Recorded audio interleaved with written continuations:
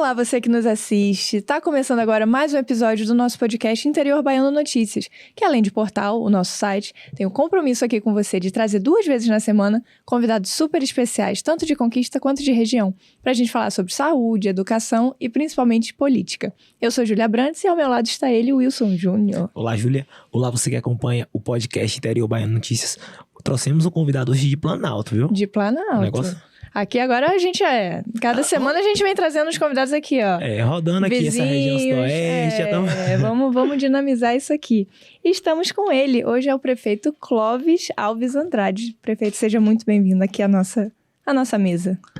Olá, Júlia, Wilson.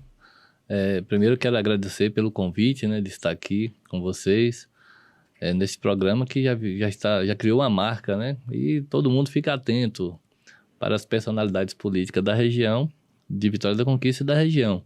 Mas fico muito feliz pelo convite, estou aqui à disposição de vocês. Ah, que maravilha. Então vamos lá com a nossa rápida biografia aqui sobre você. Em sua trajetória política, Clóvis Andrade foi um dos fundadores do Partido dos Trabalhadores no município de Planalto e atuou também na direção do Sindicato dos Trabalhadores Rurais do município. Em 2012, ele foi eleito para o seu primeiro mandato como prefeito e foi um cargo que ele voltou a ocupar no ano de 2021, após vencer as eleições de 2020. Prefeito Clóvis, a primeira pergunta é uma clássica que a gente adora, que a gente gosta de detalhes. Conta pra gente a sua trajetória na política, como é que você chegou, como é que começou até os dias de hoje. Olha, Júlia, eu sou de uma família tradicional da minha cidade, né? Morava no interior e quando fui crescendo e começando a ter conhecimento da vida pública, da vida política da minha cidade, e foi despertando interesse, mas até então eu não me via dentro do processo, né? E minha família não tinha ninguém que adentrou na política até então, e aí foi quando, por uma necessidade de organização do movimento sindical, né, qual eu fazia parte, era afiliado ao sindicato na época. Aí eu fui convidado para liderar um processo de reestruturação do Sindicato dos Trabalhadores Rurais da minha cidade. E a gente foi para lá, começou a discutir com os trabalhadores e foi fazendo uma construção na base e o nome foi, consequentemente, crescendo, né? E conseguimos organizar o sindicato naquela época. E aí acabou se criando referência ao meu nome, como mais uma referência ali de uma liderança política, sindical, dentro do município. E a partir daí eu recebi o convite para filiar, na verdade fui fundar o Partido dos Trabalhadores no município de Planalto. Eu aceitei, né, reunido com alguns companheiros, e daí começamos a discutir política sindical e política partidária. Foi aí que a gente foi construindo. 2002, foi as primeiras eleições do partido em Planalto, defendendo candidaturas à Câmara, à Assembleia, eleição do presidente Lula. E isso aí o partido foi crescendo, né? Crescendo votações. E até então não tinha um nome assim para liderar, ser a liderança, a referência. E as pessoas foram acreditando em mim e começaram indicar meu nome para liderar o processo partidário em Planalto. Aí eu saí da organização do sindicato, continuei no sindicato organizando, mas participando da vida ativa da política do nosso município. Em 2004, eu saí candidato a vice numa chapa com o PMDB. Na época, um companheiro, o nome dele é Armando, ainda está na cidade até hoje, né? E nós perdemos, ficamos em terceiro lugar.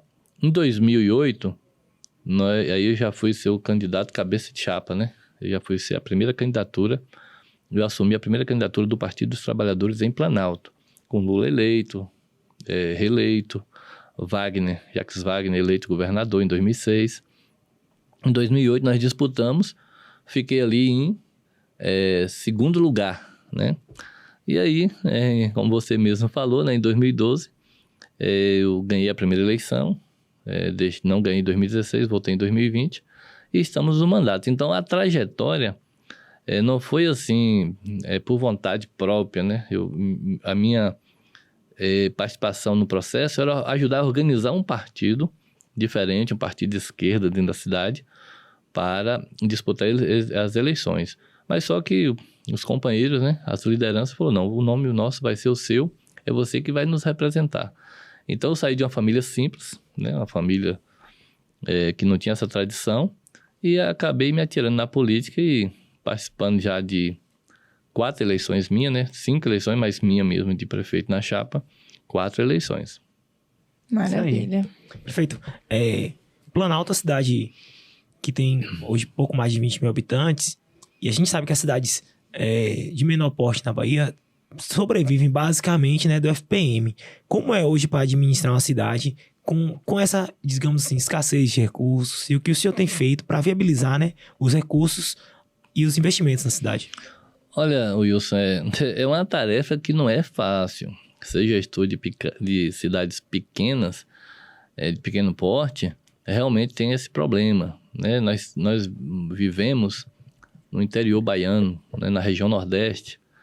A gente está aqui numa faixa de transição, mas é um semiárido, né? Então, a vocação econômica ela é baixa. Então, os municípios não têm receita própria. É dependente mesmo das transferências constitucionais do governo federal, do governo do estado. Então, assim, é um desafio você fazer a gestão, honrar com todos os compromissos e, no final das contas, você ter suas contas aprovadas pelo tribunal, pela Câmara. Então, é desafiador, mas a regra é simples. É você encaixar as despesas dentro das receitas. Não é fácil, mas você tem que ter muito equilíbrio, fazer a gestão no dia a dia com a sua equipe de secretários, né, de administração, finanças, controle interno, ter uma boa orientação jurídica, contábil, para você dar os passos e as decisões corretas. Então, requer muita prudência, muita responsabilidade, mas muita responsabilidade mesmo, para você não ter problemas jurídicos lá na frente, né? Então, é desafiador. Hoje em dia, os prefeitos têm utilizado muito a questão da bancada, né, também, de deputados, para viabilizar a questão de até aplicação de emenda no município, recurso. Hoje, como é que você está lidando aí com essa representatividade, né, no âmbito federal e estadual?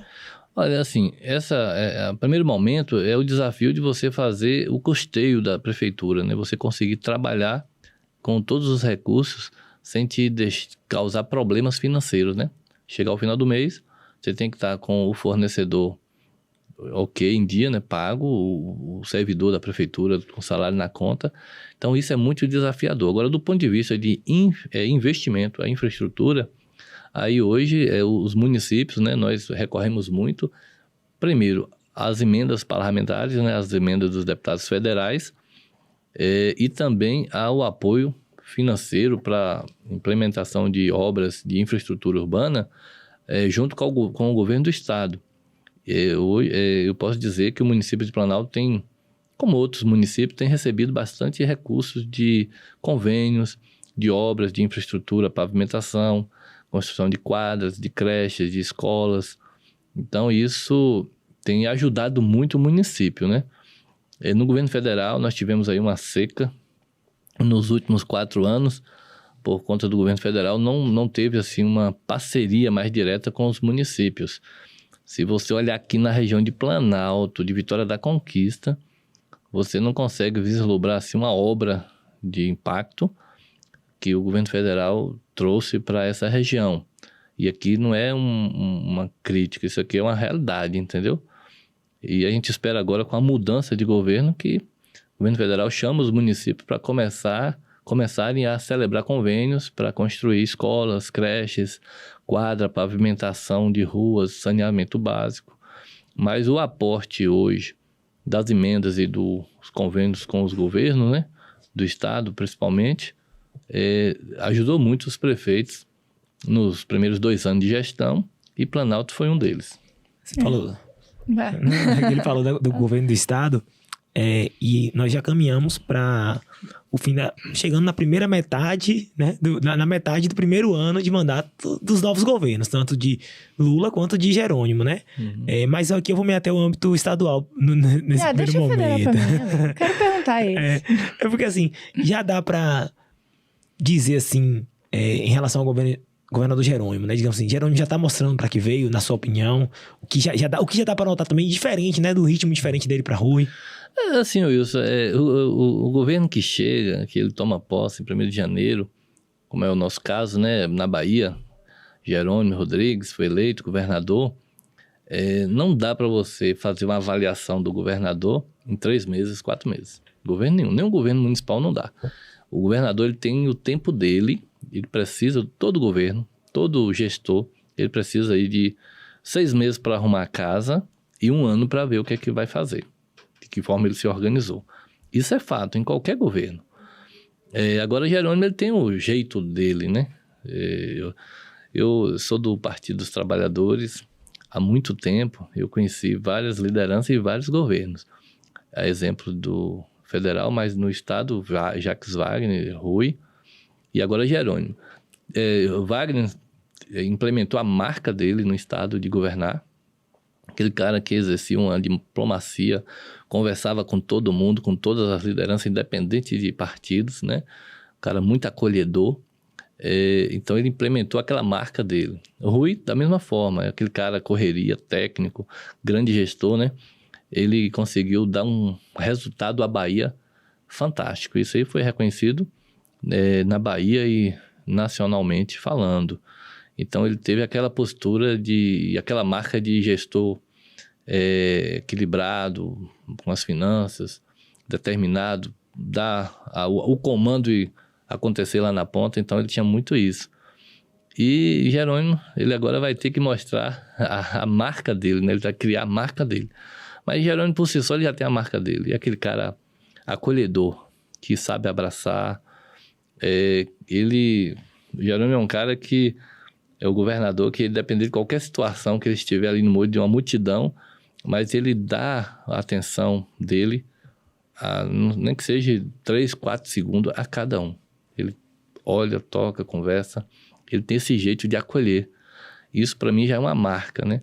E ele pega um governo bom, bem gestado, que foi o de Rui, e com a máquina andando, com muitas obras em andamento.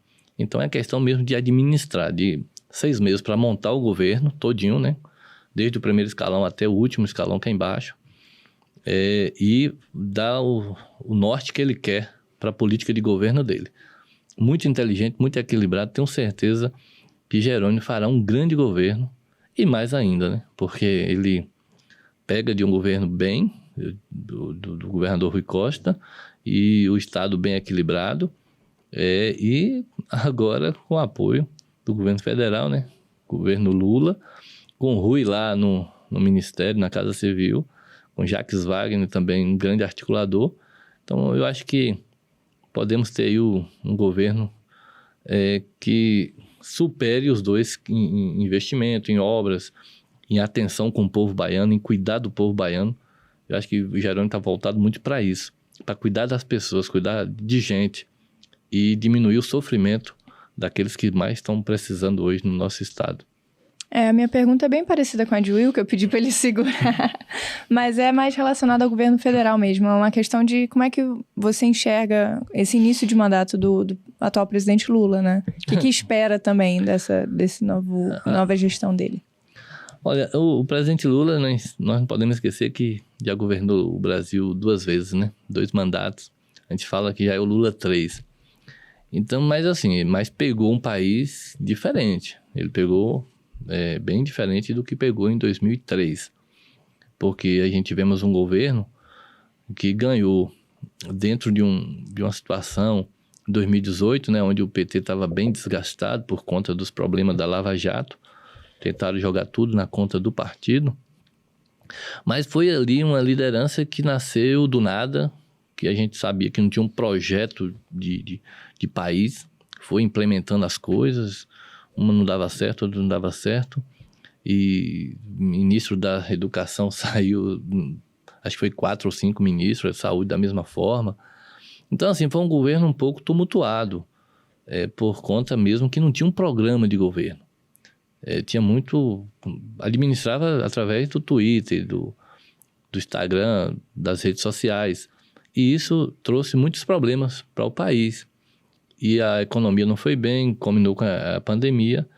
E o governo federal, o governo do Jair Bolsonaro, no ano passado, no ano da eleição, acabou gastando demais por conta de uma eleição, estourou o orçamento, tanto é que o presidente Lula, vocês viram que ele começou a fazer a gestão do Brasil antes de tomar posse, porque ele teve lá que negociar a PEC da transição, negociar com o Congresso, com o Senado, tentar acalmar vários setores da economia do país. Então foi com muita dificuldade. E o país, o orçamento para esse ano, realmente é um orçamento que não permite ao governo federal, o presidente, fazer muita coisa, né? Mas assim, esse foi o momento. Mas com a experiência que o Lula tem, com a praticidade dele de dialogar, de conversar com o Congresso, com os setores, a gente já vê algumas mudanças, né? Priorizar o social, priorizar a saúde. É isso que ele está fazendo. Quando superar esse momento e o Brasil começar a crescer e desenvolver e gerar riquezas, né? E o presidente começar a trabalhar com o orçamento dele a partir do ano que vem, eu tenho certeza que muitas coisas vão acontecer e o Brasil, nós vamos ter a sensação do Brasil de antes. Que você se lembra que no governo de Lula, o primeiro e segundo governo, a gente ficava feliz ao ouvir o noticiário na TV, os telejornais. Isso era notícias que o Brasil estava produzindo, o Brasil estava conseguindo arrecadar mais, a balança comercial, o Brasil estava lá em cima, e o emprego cresceu, tudo estava acontecendo. Então, assim, nós sonhamos com esse Brasil daqui 1 ano, daqui 2, 3 anos. E o presidente Lula, pela capacidade dele de articulação e de fazer gestão, e com as pessoas que estão ao lado dele, e um deles é o nosso ex-governador Rui Costa, tenho certeza que isso vai acontecer. O Brasil vai voltar a ser o Brasil de antes, de boas notícias e de oportunidades para todos, né? Que eu costumo dizer que o governo Lula, todos os brasileiros conseguiu ver e sentir os efeitos positivos do governo, desde o mais pobre aos mais ricos. Isso é gestão. Isso é que a gente precisa de um governo. Prefeito, agora que o presidente Lula assumiu o mandato, tem uma demanda aí que eu acho que é uma demanda da região, que é a duplicação da BR-116. Planalto é cortada pela BR, já tem e vem tendo questões aí contratuais em relação à Via Bahia há alguns anos. Agora tem um movimento chamado Duplica Sudoeste, que pede a duplicação. Como você está vendo o andamento dessa questão aí em relação à duplicação da BR-116, em relação às contrapartidas da Via Bahia, que se são cumpridas, se não são? E queria que você também dimensionasse a importância de duplicar essa rodovia para o desenvolvimento ali de todos os municípios da região. Olha, Wilson, seria algo assim fantástico do ponto de vista econômico, sabe? Ia dinamizar muito os municípios. De início, a obra geraria empregos, assim, de uma maneira bastante positiva para a região. Os tributos, né, que os municípios iriam arrecadar, isso iria dar possibilidade dos municípios fazerem obras dentro do seu território, dentro da sua cidade, da zona rural, porque a arrecadação ali do ISS, por ser uma obra bilionária, né, muitos recursos em torno, os municípios iam ter uma oportunidade também de ver assim, o resultado positivo diretamente nas prefeituras. Eu já conversei com a Via Bahia várias vezes, eu já tenho esses cálculos, né? Quanto é que os municípios arrecadariam com essa obra, sem falar nos empregos gerados. Então ia ser um impacto econômico, social dentro da nossa região, né? E depois iam favorecer o crescimento econômico, né? Como todo. Eu venho acompanhando isso, só que assim, ultimamente você vê que é um jogo de empurra, né? A NTT fala uma coisa, a Via Bahia fala outra, o governo federal fica ali, o Ministério Público já entrou, os movimentos estão vindo para cima, né? A gente espera que isso aconteça. E há um sentimento do governo federal agora, que no governo anterior, parecia que era um relacionamento que parecia que o governo queria acabar com o relacionamento, né? O casamento com a Via Bahia, propriamente dizendo. Mas nesse governo agora, o governo está chamando para a mesa para tentar solucionar esse problema e equacionar e ver qual é o melhor caminho. Olha, independente de qual é a responsabilidade, a população aqui precisa dessa obra. A comunidade da região sudoeste, que envolve todas as margens da BR-116, precisa dessa obra. Então, eu estou muito confiante, né, que o governo está chamando agora para negociar, para conversar, que isso saia logo e comece essa duplicação. E que uma obra começa hoje termina daqui a um ano. É uma obra longa, né? Extensa. Vai demorar aí 5 anos ou até 10 anos. Então, nós já perdemos muito tempo, Júlia. E a gente espera que nossos representantes, eles resolvam isso da melhor maneira possível. Eu estava vendo uma entrevista, uma matéria do deputado Valdenor Pereira, lá com o ministro Rui Costa, que ele já está pautando lá com o ministro, puxando, tentando ajudar na discussão para que saia mais rápido essas decisões. Tomara que saia mesmo logo. Bom, aquela hora agora. Só um recadinho aqui para você que está nos ouvindo, nos assistindo, que é o interiorbaiano.com.br. Acesse aí o nosso site, o nosso portal, que lá tem tudo. Matérias dos convidados que já passaram por aqui, os desdobramentos dos nossos podcasts, matérias, inclusive, de conquista e de região, não somente se define no que tem no podcast, não. Tem notícias aqui mesmo. que tá correndo aqui em Conquista e em volta também. Então acessa lá interiorbaiano.com.br. E aquele recado, Júlia, que quem acompanha pelo YouTube, né? Muita gente escuta pelo Spotify e tal, mas muita gente pelo YouTube também. Se inscreve no canal, ativa o sino aí, fica de olho.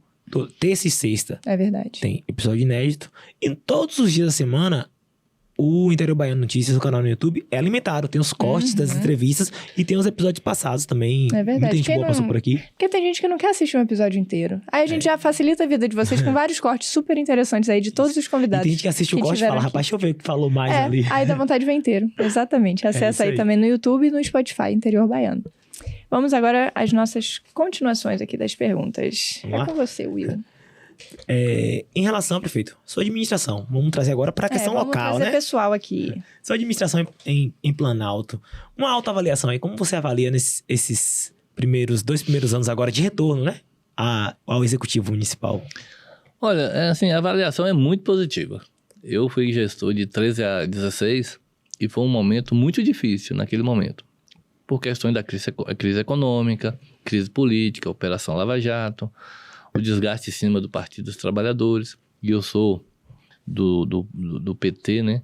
Então ali foi difícil, a gente tivemos muitos problemas, mudança de governo, tivemos o impeachment da presidente Dilma, né? Então isso atrofiou ali, interrompeu várias ações, convênios, e tivemos muitas dificuldades. Mesmo assim, terminei a gestão com muitas realizações de obras na área da saúde, educação, infraestrutura, pavimentações. Então, assim, foi um momento difícil, mas eu consegui entregar um resultado positivo. Não fui reeleito e agora eu volto em 2021, né? Eleito em 2020. E eu posso avaliar que a gente está numa pegada melhor ainda. O município está mais equilibrado, né? A gente está conseguindo equilibrar as finanças. Celebramos muito convênios com o governo do estado, através do governador Rui Costa e da parceria dos deputados Zé Raimundo e Valdenor, que é as pessoas que a gente tem a parceria, né? São excelentes parlamentares, deputados. Então, assim, hoje eu posso lhe dizer, porque é um ciclo de 4 anos. Nós estamos chegando no 3º ano, né? Se eu fosse te falar a avaliação positiva, e a gente consegue concretizar, eu acho que a gente vai conseguir concretizar 100% isso até 2024, que é o último ano deste mandato. Então, eu estou, apesar das dificuldades, né, que a gente tem relacionado ao custeio, mas nós estamos já conseguindo realizar muitas ações e obras que estão melhorando a vida das pessoas diretamente no nosso município. Bom, em relação à oposição à sua gestão, como é que você lida com isso? Tem muitos embates ou é mais tranquilo? Como é a sua relação com a oposição lá em Planalto? O embate é no dia a dia, né? A população sabe disso, Planalto ela é muito dinâmica política, né? Quem está na oposição faz oposição, quem está na situação faz gestão. E a gente entende, respeita o posicionamento da oposição, porque eu já fui oposição, e não há nenhum problema. Existe um embate diário, né? Isso é fato. Um embate saudável a ali. população sabe disso. É um embate saudável, muito respeitoso, né?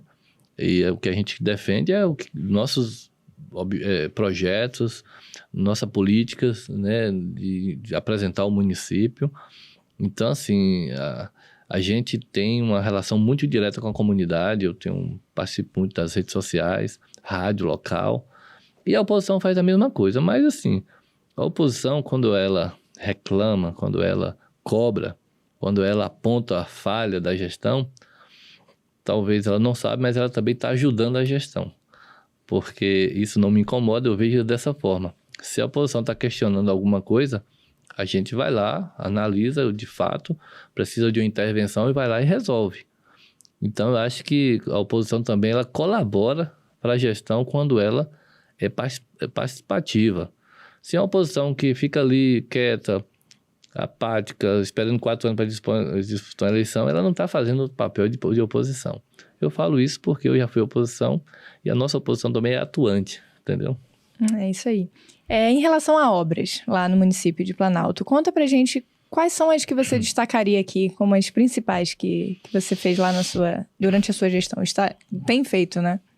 Olha, Júlia, a gente está com bastante obras em andamento, né? Em pavimentação de ruas, né? Asfaltos, pavimentação asfáltica.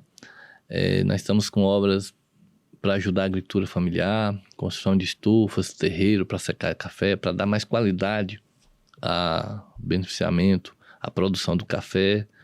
Nós temos obras de melhoria do esporte, construção de quadras cobertas, né?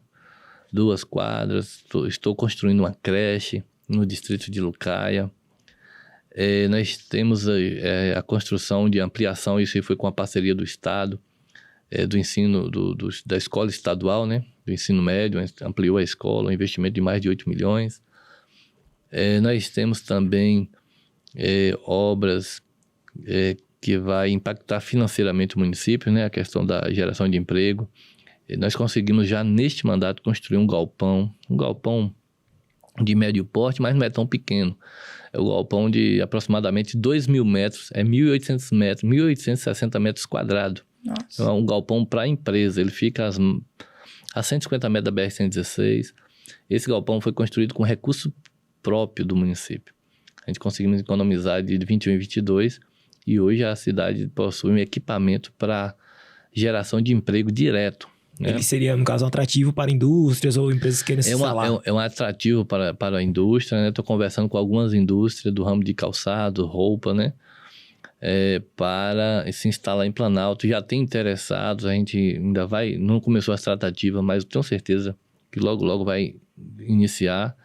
É um galpão que, por turno, tem a capacidade de empregar 280 pessoas. Então, isso foi um investimento, foi uma obra de impacto e que eu tenho certeza que vai dar certo. Planalto hoje tem um atrativo para o industrial, para o empresário. Né? Algumas empresas já procuraram a prefeitura, mas assim, a gente está tentando que seja um CNPJ que gere o máximo de emprego possível. Uma estrutura dessa você não pode gerar só 30, 40 empregos. E isso a gente está construindo, né? Então, são obras que realmente está ajudando e vai ajudar o município.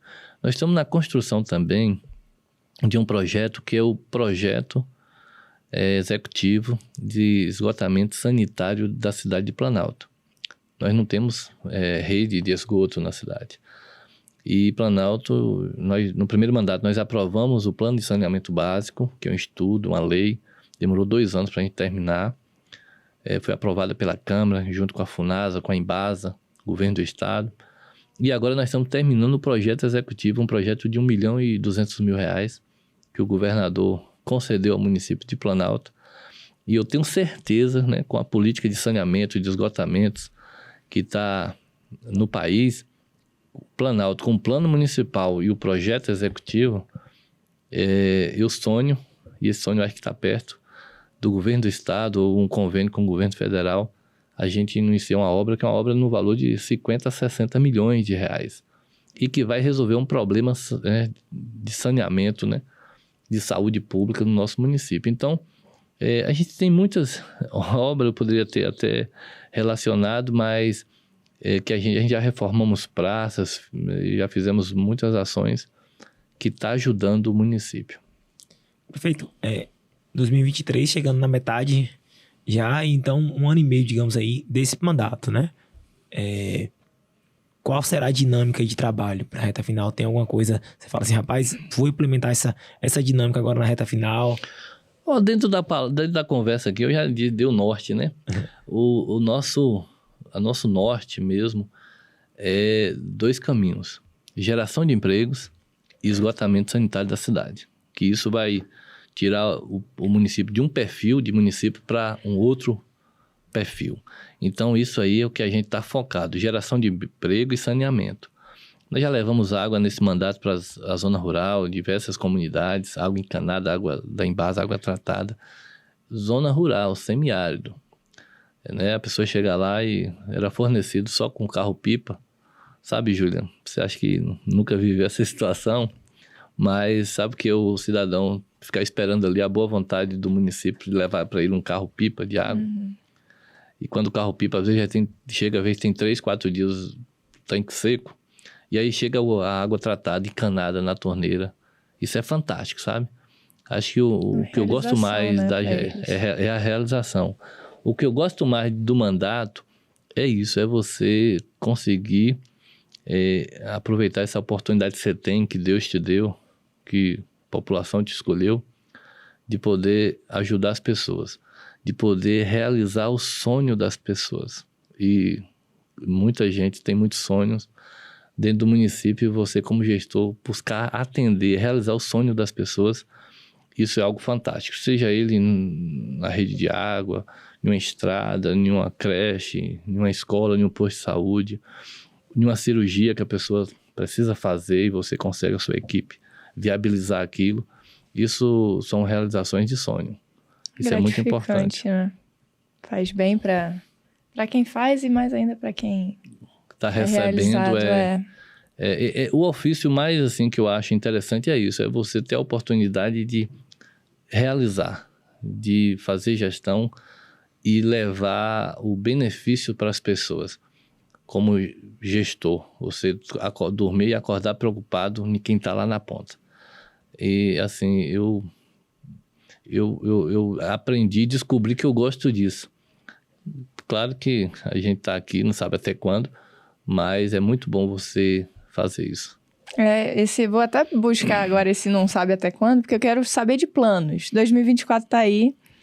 Temos planos aí de uma reeleição, de uma nova candidatura? Você tem vontade de continuar? Conta pra gente. Olha, eu gosto da política por conta disso. Eu já tive vontade de ser vereador, só que a conjuntura, né, não deixou. Eu gosto do debate, eu gosto de discutir, mas a função do executivo, eu gosto de estar fazendo a gestão, de estar resolvendo os problemas. São muitos, você não vai conseguir resolver tudo, mas quando você resolve um, é gratificante, né? E a gente tem resolvido isso muito no nosso município. E, claro, quando você assume o mandato ele é de 8 anos, ele não é só de 4. Claro que 4 tem uma eleição para saber se você continua ou não. Nós temos no projeto da reeleição de continuar, esse projeto nosso não dá para encerrar ele com 4 anos, acho que vocês já puderam perceber aqui, porque tem muita coisa em torno do nosso projeto de governo. Então a gente vai conversar com a população, vai estar na disputa o ano que vem, para esse projeto nosso dar continuidade e fazer mais pelas pessoas. Você manteria a mesma chapa do último ano de eleição? Olha, isso aí é uma construção de grupo, né?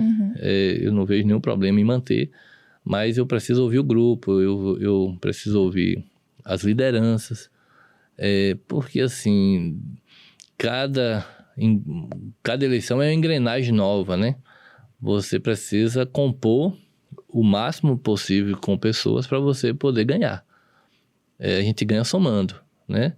Se a gente estiver bem e não tiver nenhuma situação, a gente pode manter a mesma chapa que nós temos hoje, que a nossa vice é a nossa companheira Vanessa Rocha. E assim, mas vai depender da conjuntura, né? Quem é os partidos, quem é os grupos, quem é que quer compor com a nossa base. É aquela famosa frase, né? Não se mexe em time que tá ganhando. Então... Exatamente. Então, é uma questão de construção daqui. Mas hoje nós estamos bem, né? Estamos trabalhando, entregando muita coisa ao município. E esperamos que dá continuidade. Passar por 2023, que vai ser um desafio por conta ainda tem aí do ano passado da eleição, né? E tem muita coisa. Mas acreditamos que nós vamos chegar muito bem em 2024 para a gente apresentar o nosso projeto à população e ser respaldado novamente. Perfeito, a gente está caminhando aqui para a reta final do nosso papo. E tem uma pergunta que é clássica aqui. Essa, como, né, não, Julia? Padrão aqui. Padrão, estamos cheios de perguntas clássicas. Essa a gente faz para todos os prefeitos, vereadores que vêm aqui, para sempre avaliar a questão do município. A gente já pediu uma avaliação, né? Logo no início desse segundo bloco de perguntas. Mas, trazendo para números agora. Prefeito Clóvis, de 0 a 10, qual a nota que você daria para a sua gestão em Planalto? Olha, assim, considerando que nós estamos no terceiro ano, eu vou para notas 7,5 a 8. Entendeu? E por quê? É porque, assim, a gente precisa implementar as políticas de acordo com cada tempo. O mandato foi planejado em 4 anos. Então, nós já passamos da metade do mandato. Nós estamos chegando aí, eu vou chegar em 8. E vamos trabalhar muito para chegar em 10 no ano que vem, com essas políticas que eu enumerei aqui para vocês, que estão executando em andamento. A gente fechando isso, nós vamos chegar com certeza com a aprovação de 10 no nosso mandato. Sim. Boa. Jogou legal. Bom, para saber os bastidores da notícia e da política de Conquista e região, interiorbaiano.com.br. Acesse aí o nosso site, o nosso portal, que lá tem tudo. Matéria, podcast, desdobramentos, vídeos, tá tudo lá no nosso site, interiorbaiano.com.br. E não se esqueça, assistindo pelo YouTube, já se inscreve aí, ativa o sininho, curte, compartilha a entrevista do prefeito Clóvis e dá uma olhada também nas entrevistas que passaram, porque tem muita coisa bacana. Tem muita gente de peso ali, viu? Tem, viu? Só vendo os importantes aqui na nossa mesa. Bom, prefeito, a gente encerra o programa com um quadro que o pessoal que está nos assistindo adora. E a gente gosta de fazer também, né, amigo? Acho que é um dos melhores momentos. É o que a gente mais gosta. É mais dinâmico, dá uma apertadinha de leve assim. É verdade. Eu acho que você vai gostar. São alguns nomes que nós separamos. E a gente pede uma definição para você em uma palavra, se for possível, ou numa breve frase. Separamos alguns aqui e dessa vez eu vou começar. Posso começar, passa as honras, filha. Vamos lá. Primeiro nome, Jerônimo Rodrigues. Um amigo. Vereador Luiz Cláudio Silva. Incoerente. Vereador Flávio Nogueira. Um grande amigo e companheiro de longa caminhada na política de Planalto. Zé Raimundo. Zé, um homem fantástico, é o Zé do povo. ACM Neto. ACM Neto, ele ganha na pesquisa, não ganha na urna. Então ele só ganha na era errada. Né? Dico Catingueiro. É a minha oposição. Luiz Inácio Lula da Silva. Esse é o gigante brasileiro. Jair Messias Bolsonaro. Infelizmente, foi a tragédia brasileira. Infelizmente. Olha, foi. 8 nomes. Foi bom, gostei. Nesse foi caso rápido. aqui, a gente podia ter jogado mais aí, uns 10, tá vendo aí? Porque nomes. ele conseguiu definir aqui, ó, papum. É verdade. Mas a gente gosta. A gente vai colocar aqui e deixar de reserva. Vamos botar aqui uns de reserva. Foi difícil? Não foi difícil. Não, tranquilo. Achou que ia ser pior, né? Não, os nomes aí é tranquilo. Pegou leve, a gente tá vendo? assusta, mas no fim a gente é bonzinho. Prefeito, a gente só tem a agradecer a sua participação. Foi uma honra recebê-lo aqui, trazer Planalto para evidenciar mais Planalto, né? Isso. E conte com a gente para o que você precisar. O nosso interior baiano está de portas abertas sempre. E só temos a agradecer, de verdade. Eu agradeço, Júlia, a você, ao Wilson, né, pela oportunidade de bater esse papo aqui. Aqui, sempre, na vida da gente, sempre é um aprendizado, né? Uma aprendizagem do dia a dia. Eu gosto de conversar, comunicar, falar para a população, expressar meu sentimento, o que eu quero fazer. E aí a gente vai tocando a vida, né? Então esse momento aqui foi muito prazeroso. Quero agradecer a você, né, ao Wilson, E estarei também à disposição para outros momentos. Maravilha. Agradeço Sim. também ao Will, ao meu colega de sempre aqui, tá Obrigado, sempre ao meu lado. Júlia. Obrigado, prefeito, pela presença. Mais um episódio Minha colega aí Júlia. de sucesso, né? Foi Isso bom, aí, foi bom. adoro. Toda vez que a gente encerra aqui, a gente encerra feliz. Isso aí. E Planalto, sempre notícia no interior baiano. Notícias. Interior Baiano. E obrigada a você que nos acompanhou, que nos assistiu, que nos ouviu, tá bom? Aguardem os próximos e assistam aqueles que você ainda não viu, ou se quiser ver de novo, acessa lá no nosso Ali. Interior Baiano, tá bom? Muito obrigada.